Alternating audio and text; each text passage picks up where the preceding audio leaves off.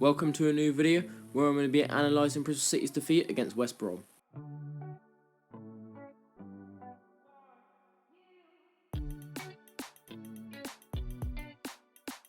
At times in the match, we'd kind of get our back three or back four at the time dragged across the pitch here, because obviously they had the numerical advantage over here with the three forwards pushing everyone over this way.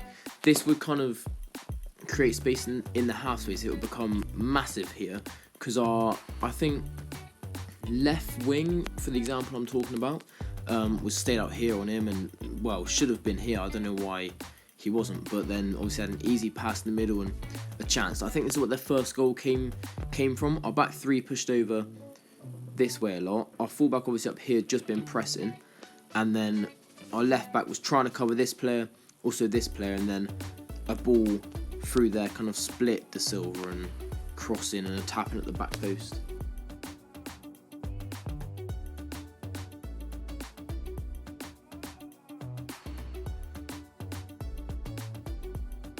Due to the fact that West Brom played a back three and the personnel they had in that back three, they would often look to push the wide centre backs up into these regions here, kind of in the half spaces, when they had the ball, kind of drive here.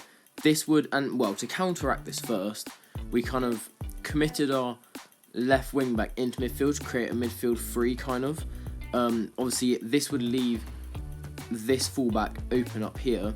Obviously, the quick pass here and then a cross into the box. So then our fullback would kind of drop on this fullback, would all be like a bit confused where to go, and this would give time for the centre back to overload the midfield, which is what they did quite a few times and created a few chances from it.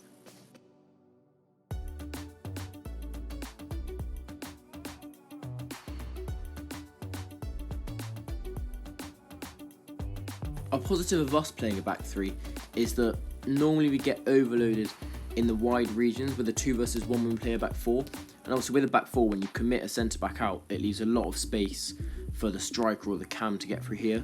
But with a back three, you can afford to kind of push that centre back out, because then the whole defensive line shifts to create a makeshift back through free with the wing back over here. This is what we did a few times and tried to corner them into the edge of the pitch and use the byline as a defender, or kind of force them back and get them to have the ball in the deep regions where we can press them.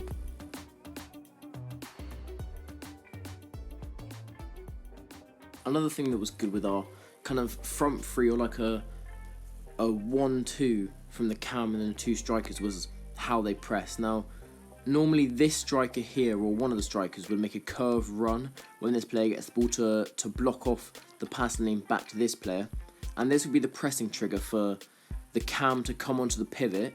Obviously the centre mid over here, so we have a free centre mid now for any second balls or anything, and the other striker would kind of drop onto the wing back. Our wing back would press their kind of cam, wide cam, right cam, or whatever, which leaves obviously this free player to collect any second ball. So I think our pressing was really good, but we just need to work on kind of pressing a bit more, because we kind of just sit off now. But I think if we did press, then we could get really effective and create chances.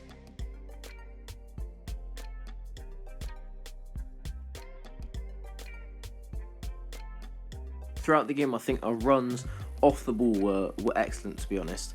One example that I picked up, which I really liked, was a run from Vyman, I think, coming from over here across the fullback, kind of dragging him inside. This created loads of space for Simpson, I think, on the right here. Can't remember if it created a chance, but it's definitely a great run, a great awareness from Vyman. That's something I've been noticing a lot more as we've been making them off the ball runs. We haven't already received the pass from it, but it creates space for other players or shows good intentions.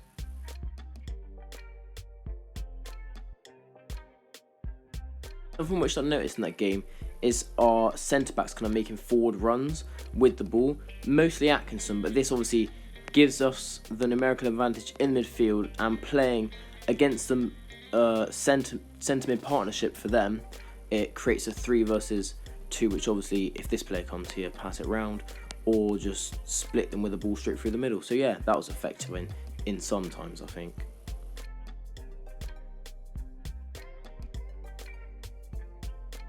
Thanks for watching, please consider liking and subscribing, and I'll see you in the next video.